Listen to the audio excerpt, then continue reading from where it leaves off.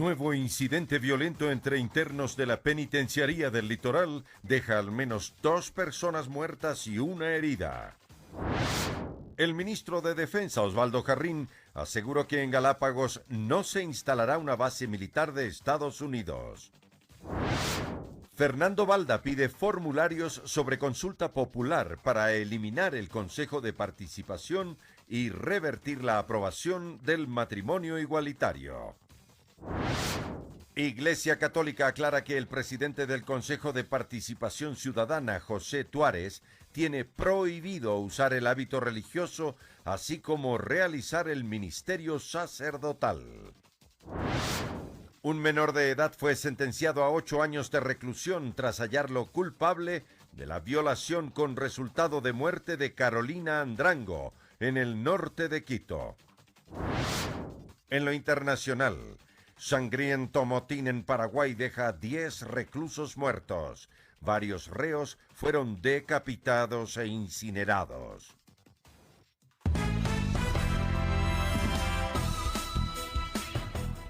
Lunes 17 de junio del 2019, amigos, es un gusto estar nuevamente con ustedes aquí en Emisión Estelar del Comercio TV con lo más destacado en esta jornada. Aquí iniciamos. ¡Un carro lo vamos a poner ahí! ¡A que lo digan la verdad!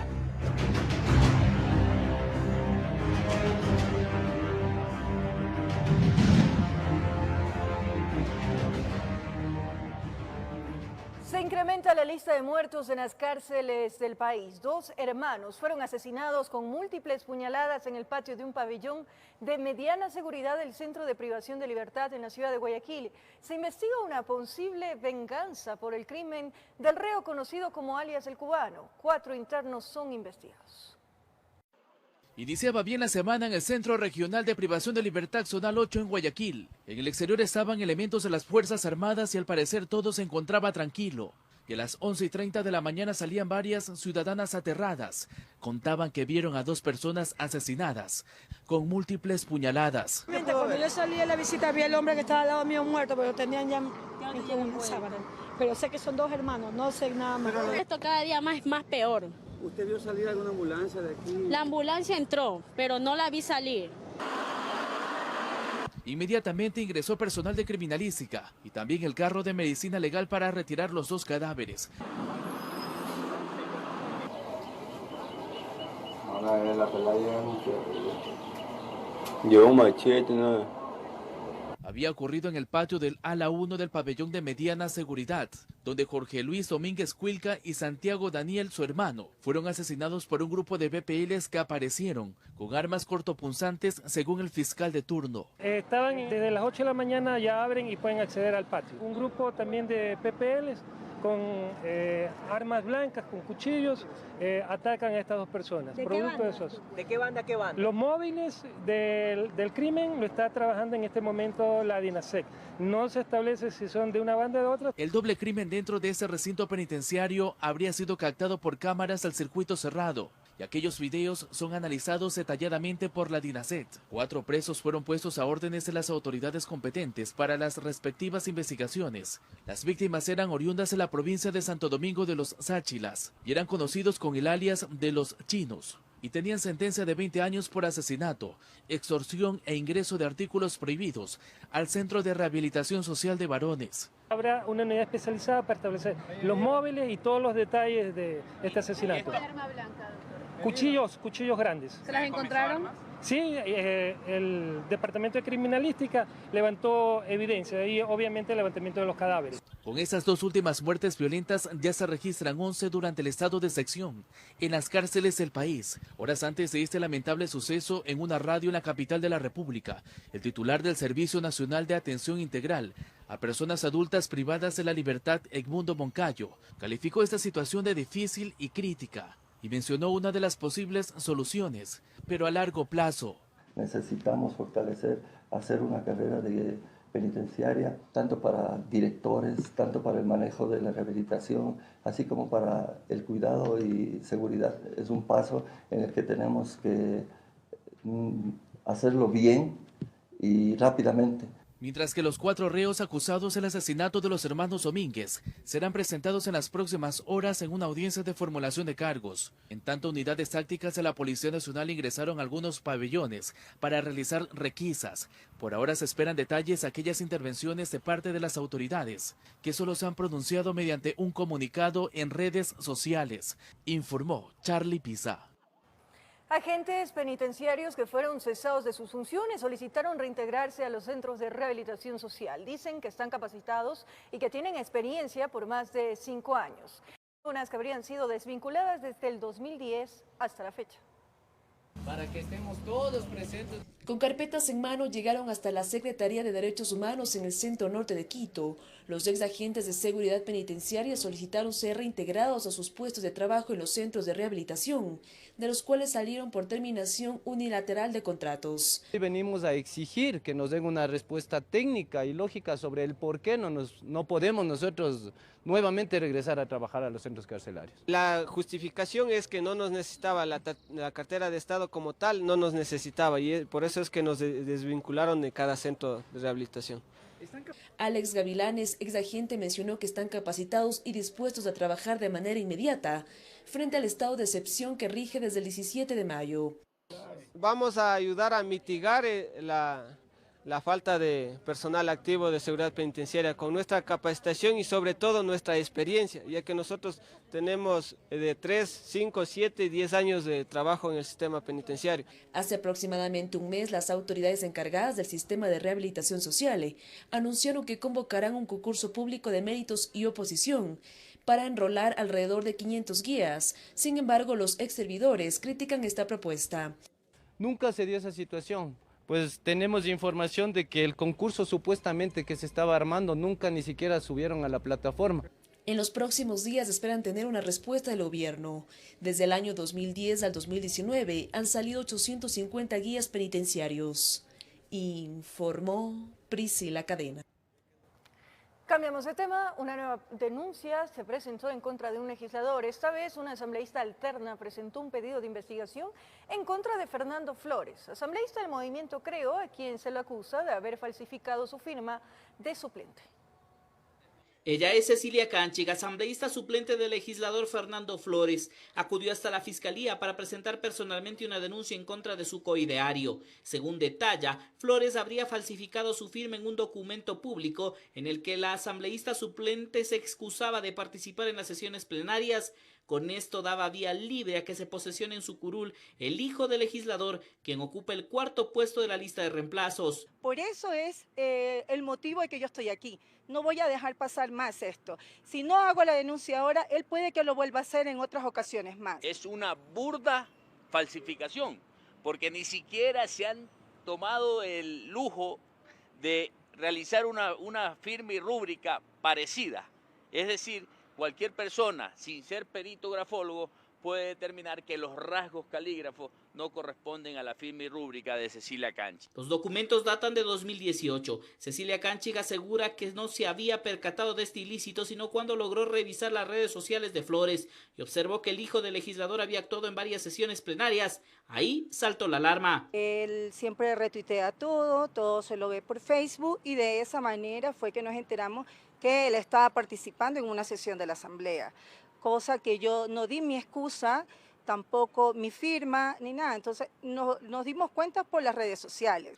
El abogado de Canchig afirma que con estas supuestas irregularidades se habrían cometido varios delitos. Por ello, piden a la Fiscalía actuar de manera inmediata. El delito es evidente. La señora Cecilia Canchig va a reconocer la firma y rúbrica, va a rendir su versión y va a dejar un poder y procuración judicial a quien les hable en calidad de abogado defensor de ella, para que continuemos con todas las acciones legales que corresponden. Además, se anuncia que acudirán este martes a la Asamblea a presentar un pedido similar para que sea el Pleno de la Legislatura quien defina si se crea una comisión especial que investigue esta grave denuncia. Desde la Comisión de Fiscalización se asegura que si la denuncia llega a sus manos, será investigada. En todo caso, nosotros nunca, de ninguna manera, vamos a tapar absolutamente a nadie si es que esta persona, sea del lado que sea, tiene hechos de corrupción que pueden afectar mucho más la imagen de la Asamblea. Este noticiero intentó localizar al legislador Fernando Flores y a su asistente, pero sin éxito. Se ha anunciado que este martes se llevaría a cabo una rueda de prensa en horas de la mañana. Informó Javier Gallo. El activista político Fernando Valda acudió al Consejo Nacional Electoral en busca de formularios para la recolección de firmas que viabilicen una consulta popular que busca eliminar el Consejo de Participación Ciudadana y Control Social y así revertir la decisión de la Corte Constitucional en torno al matrimonio igualitario. El pedido fue presentado por el activista político Fernando Valda, quien solicitó al Consejo Electoral que entregue de forma inmediata los formularios para recolectar firmas para dar vía libre a una consulta popular, donde se le pregunte al pueblo ecuatoriano en torno al futuro del Consejo de Participación Ciudadana y Control Social, y también buscar revertir el matrimonio igualitario. Que así como ellos tienen el derecho a que 5 jueces de la Corte Constitucional les den la razón, nosotros, el resto de ciudadanos, tenemos derecho a que sean millones de ecuatorianos los que se pronuncien en las urnas en una consulta popular con respecto a si el Ecuador está dispuesto o no a que se apruebe el matrimonio igualitario.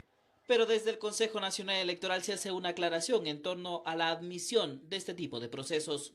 Que previo a los requisitos de recogimiento de firmas se debe calificar la pregunta de parte de la Corte Constitucional. Tienen que presentar la pregunta, es aprobada por la Corte Constitucional y posteriormente se acercan al Consejo Electoral a solicitar los formularios para recolección de firmas. Según Valda, es necesario que se respete la Constitución, por lo que afirma que el dar paso al matrimonio igualitario viola la Carta Magna ecuatoriana, que la Corte estaba impedida de actuar, afirma. En el caso del Consejo de Participación, según Valda, la vía para una posible eliminación de esta institución será una asamblea constituyente. Este también es uno de los objetivos de la consulta. También estamos solicitando el formulario para ir a una asamblea constituyente, que es la única vía contemplada en la Constitución por medio de la cual se podría eliminar el Consejo de Participación Ciudadana y Control Social. Para poder llevar estos temas a consulta popular se requiere recolectar más de 650.000 firmas que sean validadas por el Consejo Nacional Electoral, informó Javier Gallo. El Consejo de Participación Ciudadana y Control Social está en la mira de varios sectores, más aún por las declaraciones de su presidente José Tuárez, que han generado polémica. Desde la Comisión Nacional Anticorrupción y la Corporación de Participación Ciudadana se pide la eliminación del organismo.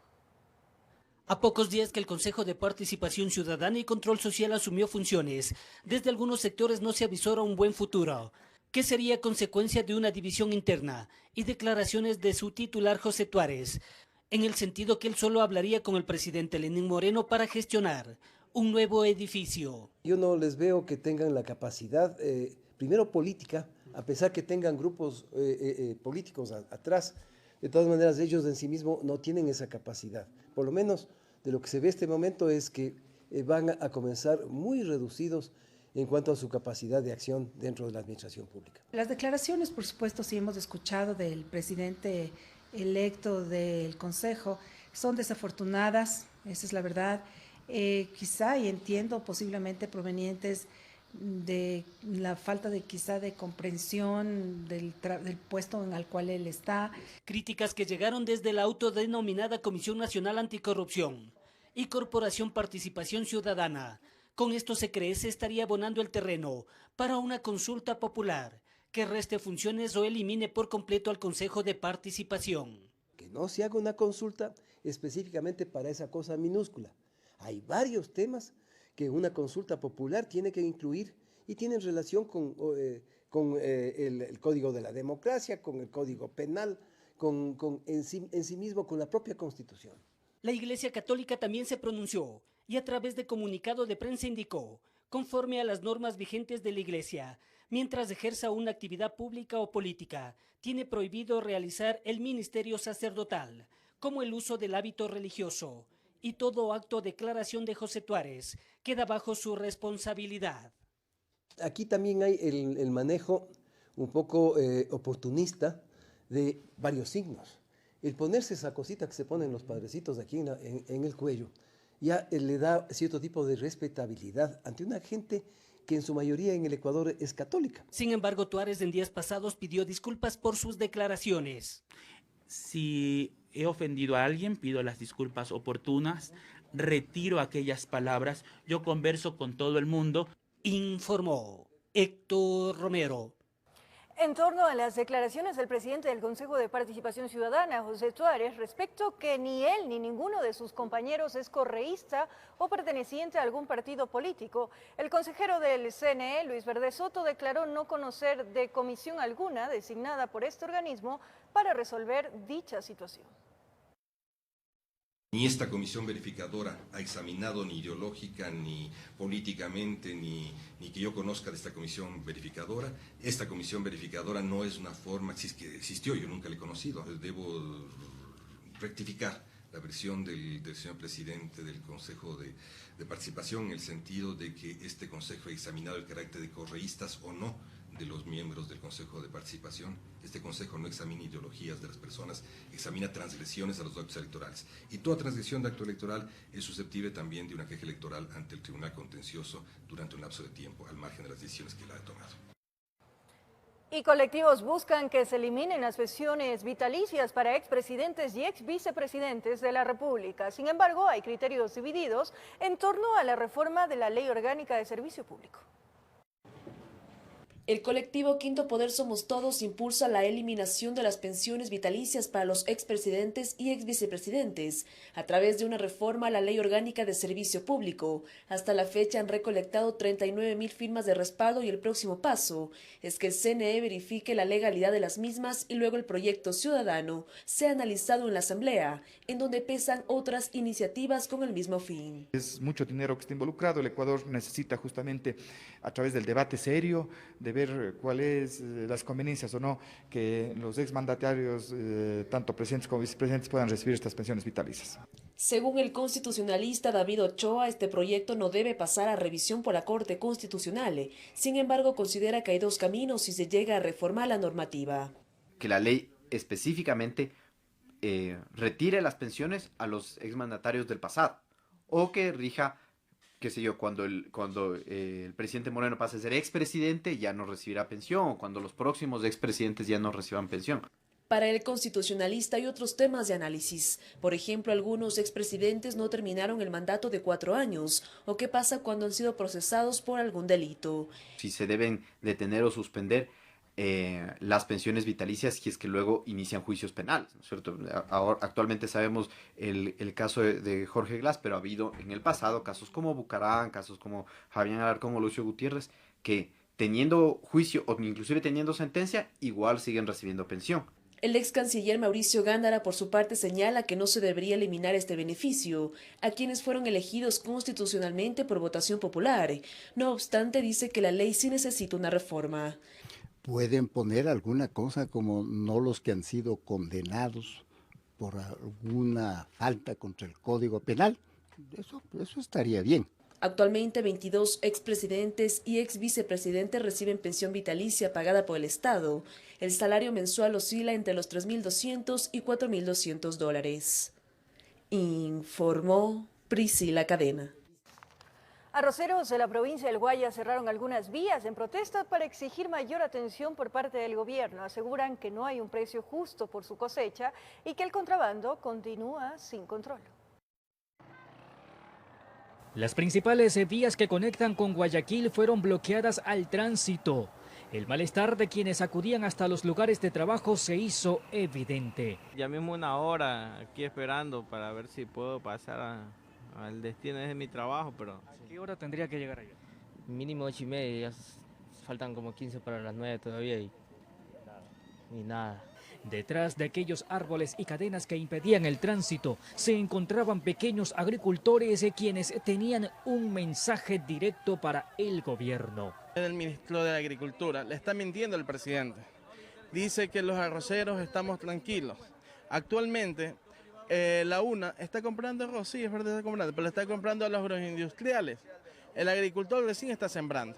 Entonces, ¿qué quiere decir? Que cuando ya el agricultor está en su cosecha, no va a poderle comprar el precio del arroz, entonces envía al caos. Que no queremos que entre arroz de otros lugares, que nos tumban el precio de la agricultura aquí en la zona arrocera de Daule. Si bien es cierto, siempre puede haber contrabando, eso es un fenómeno que nos afecta no solo al sector arrocero, sino a todos los sectores. Pero tenemos una mesa de trabajo y por eso le digo, estamos haciendo incautaciones y tenemos que todo hacer un trabajo interinstitucional. El acceso a líneas de crédito es otra situación que preocupa a los agricultores. De su parte, el ministro de Agricultura expuso que ya se han generado varios diálogos con este sector. La Banco de Fomento se dice que está ayudando, pero no ayuda. Te ayudas a pedir tantos requisitos cuando te mandan hostigado y no vuelves allá a hacer nada. Daule, que vive alrededor de más de un 80% sobre el cultivo del arroz, ¿cómo está afectado su comercio? No hay circulación, no hay dinero. Parecería que es una cuestión de realmente no perder la costumbre de hacer paro, pero ya no es momento, sino para dialogar y poder llegar a acuerdos como el que tuvimos hoy. Mientras tanto, los agricultores manifestaron que estas paralizaciones continuarán hasta lograr que los acuerdos se conviertan en una realidad. Nosotros los agricultores no buscamos el caos, buscamos la solución, pero una solución clara, una solución que ayude al agricultor a poder amortiguar nuestras penas en el agro. Informó José Morales. Atención ante el anuncio de un paro en todo el país convocado por organizaciones de choferes profesionales. La Federación Nacional de Cooperativas de Transporte Público de Pasajeros del Ecuador, FENACOTIP, aclaró que no son parte de la medida. Luego que la denominada Prefederación Nacional de Conductores Profesionales del Ecuador anunciara un paro en todo el país para este lunes, la FENACOTIP salió para aclarar que no son parte de esta paralización. Hay una convocatoria por un cierto grupo de conductores profesionales en el país que con justa razón vienen reclamando sobre el trato hacia el chofer profesional, pero tenemos que hacer una aclaración.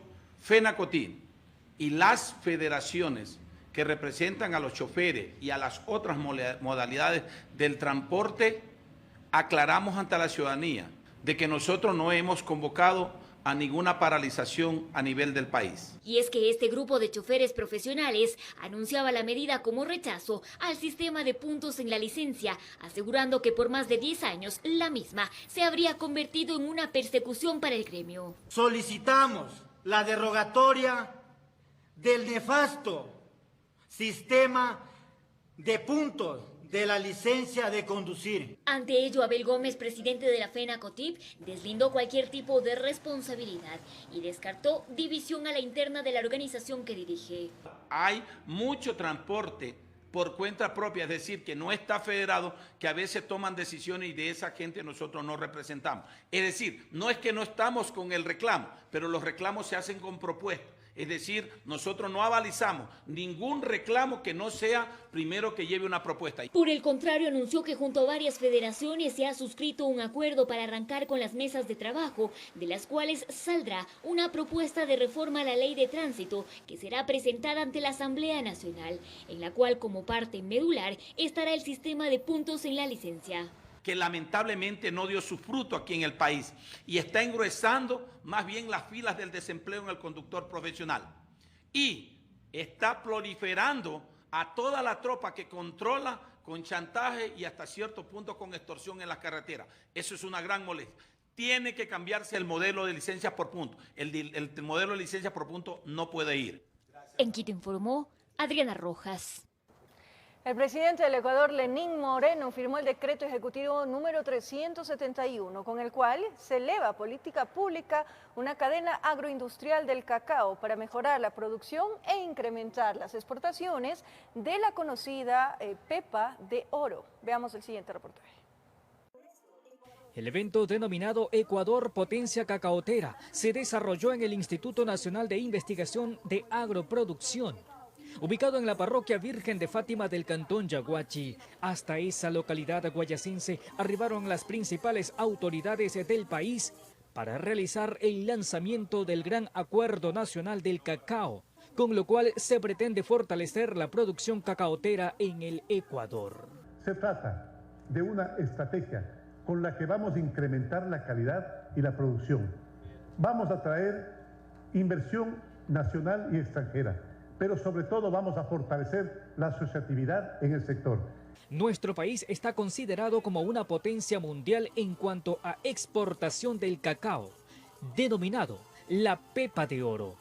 Las metas que tenemos a corto plazo son mantener 120.000 empleos rurales amenazados en el sector agrícola, mejorar las condiciones de vida de más de 120.000 familias, reconvertir al menos unas 200.000 hectáreas, crear 12.000 empleos nuevos en el sector agroindustrial. Además, se busca que Ecuador se convierta en el número 1 en exportación de cacao.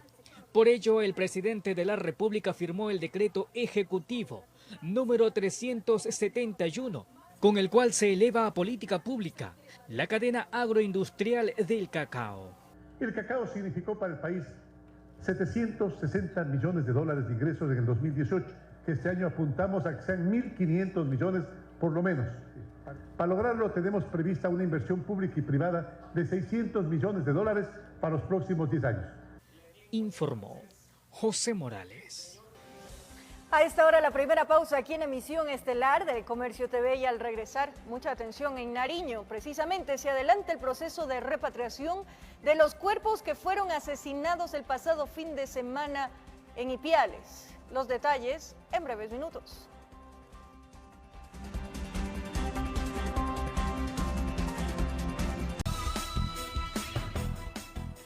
En las Islas Galápagos no se construirá una base militar, así lo indicó este lunes el ministro de Defensa Osvaldo Jarrín.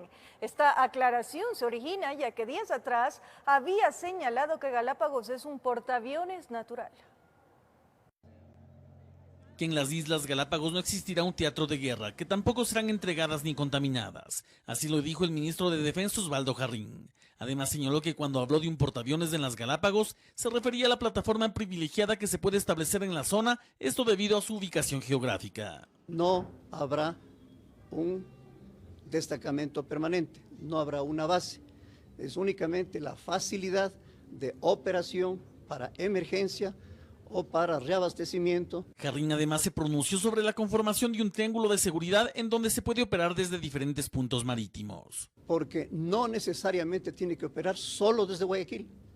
Puede operar desde Guayaquil, desde Manta y desde Galápagos. Así se forma el triángulo de seguridad. En torno a este tema dijo que no existirá una base en Galápagos. Sin embargo, quedará autorizado el aterrizaje de un avión P-3 Orión de los Estados Unidos. Lo único que se va a autorizar es que para situaciones de emergencia o de reabastecimiento pueda llegar un avión por mes en periodos determinados conforme las regulaciones del protocolo de operaciones que existe para el P-3. El ministro de Defensa aprovechó para informar que para cumplir la misión de controlar efectivamente el mar territorial es necesario la aprobación de la Ley de Seguridad Marítima. Informó Javier Rosero.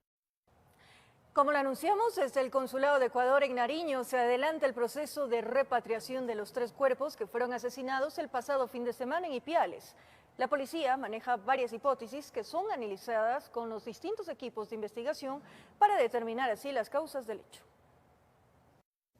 Michael Douglas Valareso, 28 años de edad, de profesión chef. Fernando Javier Villanueva Chávez, 30 años, profesión mecánico. Byron Burgos, 28 años, profesión taxista. Alejandro Andrés Galarza Pérez, 29 años, de profesión chef, fue el único que sobrevivió al ataque y fue trasladado hasta el Hospital San Vicente de Paúl de Ibarra. Los 3 primeros fueron encontrados en la vereda Chacuas, municipio de Ipiales, simultáneamente por la policía, quien dio detalles de la forma como asesinaron a los ecuatorianos. Hay varias versiones, pues obviamente por reserva de la investigación en este momento no puedo aseverar nada. No se conoce abiertamente la causa del por qué fueron ultimados la tarde del sábado, por lo que se continúa con las investigaciones. No tengo totalmente los elementos de juicio para dar esta información a la público y sería irresponsable de mi parte hacerlo. Los cuerpos aún estarían en medicina legal de la ciudad de Ipiales, mientras desde el consulado se prepara la repatriación que se le efectuará vía terrestre.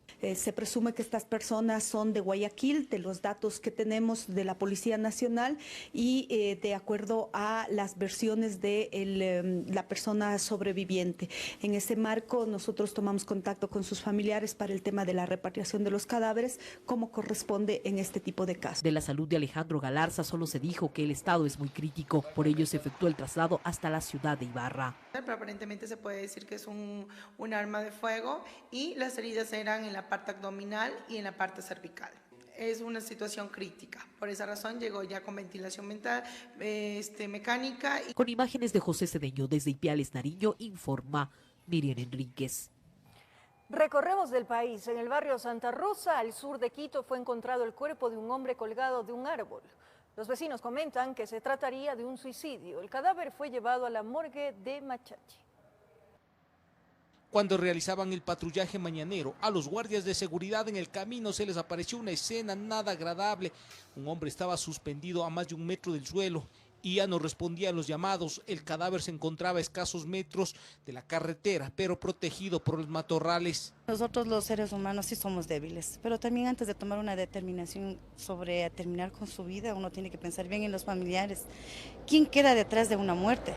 Comentaban que el presunto suicida ingresó a un terreno privado donde había un pequeño bosque. En el sitio aprovechó que nadie lo observaba para supuestamente colocar una cuerda en una de las ramas y luego dejarse caer con todo el peso de su cuerpo. Era la conversación de decenas de vecinos que, llevados por la novedad, llegaron hasta el sitio cuya escena ya estaba protegida por la policía. Por sobre todo los problemas, uno hay que amar la vida. Tenemos que aprender la vida con o sin problemas. La vida es bella, es hermosa.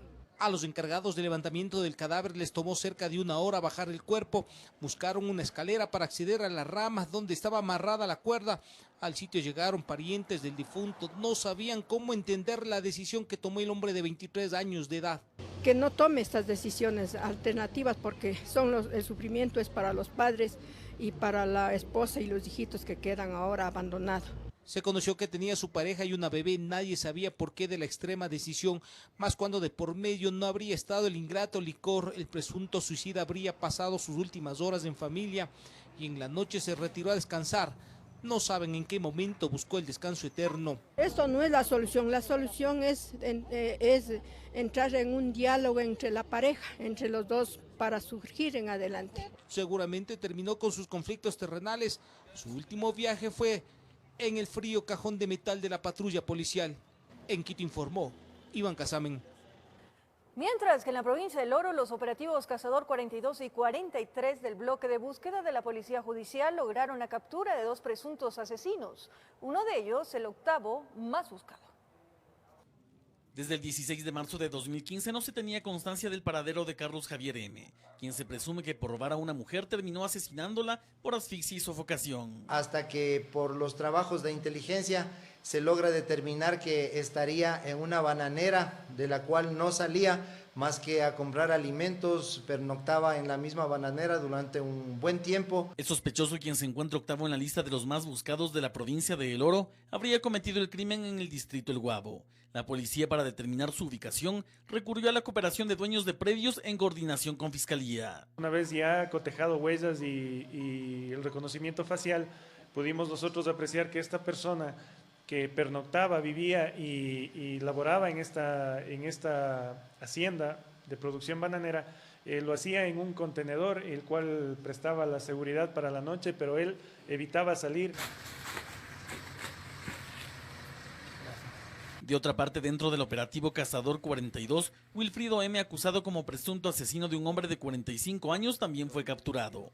Según la policía, el crimen se habría producido cuando el sospechoso intentaba robar a quien hoy está muerto. El asesinato del señor Fernando Patricio Calero, después de un forcejeo, un asalto con un disparo en la cabeza, exactamente en el Bellarrica, Ponce Enríquez. El detenido fue capturado luego de 2 meses de investigaciones. El supuesto asesino buscó bajar su perfil en la provincia de El Oro, pues el crimen, según la Policía Nacional, fue cometido en Azuay. Él accede a una contratación de manera informal como pescador en varias embarcaciones de la zona.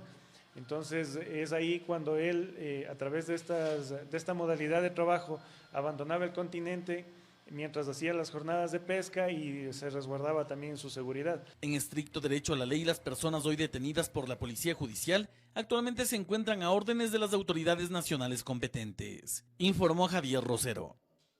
Una presunta banda delictiva dedicada a la estafa fue detenida en la ciudad de Atuntaqui, provincia de Imbabura. Los sospechosos habrían sorprendido a una señora que se acercó a un cajero automático a retirar dinero. La víctima de estafa nunca se imaginó que los ciudadanos que estaban cerca a los cajeros eran expertos en envolver a la gente. Uno de los detenidos supuestamente le indicó que las máquinas no estaban dando dinero y muy comedido se ofreció a ayudar. La presunta perjudicada relató a los policías que fue cuestión de segundos para que el voluntario se apodere de su tarjeta de débito y le entregue otra. Aprovechaba el descuido con medio de engaños a la ciudadanía en los cajeros automáticos. Al revisar la tarjeta se percató que no le pertenecía, pero recordó que los dos hombres y una mujer se subieron a un vehículo y se marcharon.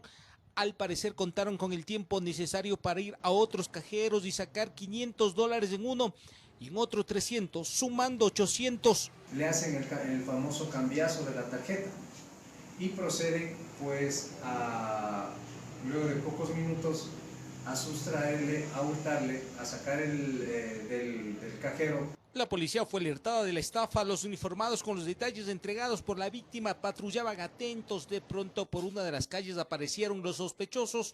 En la requisa encontraron diferentes tarjetas de débito y crédito y más dinero. En total andaban con $1.700, quién sabe ajenos. El señor juez dicta prisión preventiva para los dos ciudadanos y a la señora que estaba en estado de gestación pues le da medidas sustitutivas. Los detenidos, 2 ecuatorianos y un peruano que de acuerdo a las denuncias presentadas posiblemente se movían por toda la provincia de Imbabura. En Quito informó Iván Casamen. En otro ámbito de la información, luego que la Corte Constitucional declarara inconstitucional una parte del artículo 202 del Código Orgánico Integral Penal, con lo cual guardar, trasladar o vender bienes sin tener facturas ya no es delito, ha generado diversas reacciones. La Corte Constitucional declaró inconstitucional a una parte del artículo 202 del Código Orgánico Integral Penal en el que decía: la persona que oculte, custodie, guarde, transporte, venda o transfiera la tenencia en todo o en parte de bienes muebles, cosas o semovientes, conociendo que son productos de hurto, robo o abigeato, o sin contar con los documentos o contratos que justifiquen su titularidad o tenencia, serán sancionadas con pena privativa de libertad de 6 meses a 2 años. Es decir, que los jueces ya no pueden sentenciar a personas por no tener facturas de sus bienes, lo que generó reacciones divididas. Según el analista jurídico Stalin Raza, la resolución de este alto tribunal no habría meditado las consecuencias que ésta tendría en términos generales. Pero el problema que radica aquí es que el comercio informal, y eso es algo en lo que no ha pensado la Corte Constitucional, el comercio informal de productos robados, o sea, la cachinería o el delito de receptación que se conoce técnicamente, produce y genera precisamente o reproduce el sistema delincuencial de la compra-venta de estos artículos.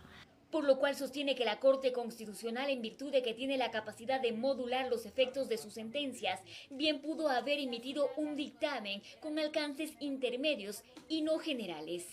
En aquellos casos en donde una persona tiene para uso personal un bien que no puede acreditar su procedencia, no será presumido como delincuente. Eso es lo correcto.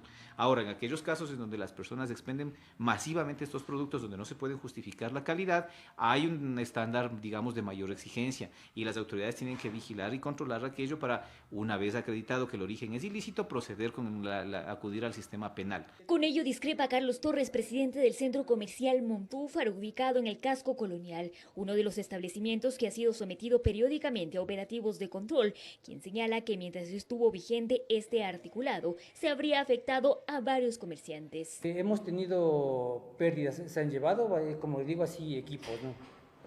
Que lógicamente no hemos podido a veces justificar, pero son equipos que no están reportados. Y es que sostiene que en este centro comercial una práctica habitual es recibir artículos de segundo uso como parte de pago, y en la gran mayoría sus dueños ya no cuentan con las facturas. Con el mensaje de la sentencia que tienen de la Corte Constitucional, obviamente van a relajar los controles, porque ya no pueden ir a exigir a las personas, a los expendedores, que acrediten, que prueben la titularidad del origen de los bienes, ¿sí? En Quito informó Adriana Rojas.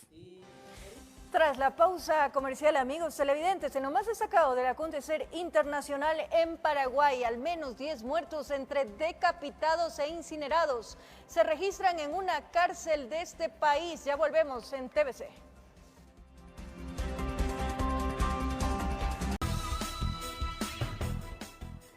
A 8 años de reclusión fue sentenciado el adolescente involucrado en la violación y muerte de Carolina Andrango, de 15 años de edad. Tras la reinstalación de la audiencia de juzgamiento en contra de un adolescente que estaría involucrado en la muerte de Carolina Andrango, los jueces de la Unidad Judicial de Violencia y Justicia Juvenil dictaron una sentencia de 8 años de internamiento institucional y $4.000 como reparación integral. Creo que hemos logrado que se haga justicia, que ha sido nuestro pilar fundamental dentro de este proceso. Según los abogados, tras recabar información al adolescente se lo encontró culpable de violación con resultado de muerte de la adolescente Carolina, de 15 años. Los elementos principales que ha encontrado la jueza fueron los testimonios que me dio tanto la madre de la víctima como las demás personas dentro del proceso, que en virtud de que son bastantes, no los... Hasta el momento son 3 los adolescentes implicados en la muerte de Carolina. El pasado 5 de junio, 2 menores fueron sentenciadas a 1 año de libertad condicional asistida, a recibir orientación psicológica y sociofamiliar, así también a un llamado de atención verbal tanto a ellas como a sus padres por el delito de fraude procesal, ya que habrían limpiado el cuerpo y la escena del crimen, alterando así las investigaciones de las autoridades. Se ha demostrado que realmente se preocupa por estos delitos, que no solamente tienen una víctima, que es en este caso Carolina, sino que también tenemos las víctimas indirectas, que es en este caso la madre, quien en virtud de todo su deseo por encontrar la verdad, ha luchado con mucha fuerza para poder llegar a esto. Este lamentable hecho sucedió en agosto del 2018 en Quito. La menor se habría encontrado con el adolescente que la habría emborrachado y abusado, hecho que le llevó a la muerte. Al día siguiente, su cadáver fue arrojado a un terreno baldío en el Comité del Pueblo al norte de Quito. La madre de la menor logró que se haga justicia, pero a pesar de ello, le queda el dolor de saber que su hija ya no volverá a estar a su lado. Informó Patricia Aldaz. El Comercio TV, un buen inicio de semana, que sea muy productiva. Un abrazo grande.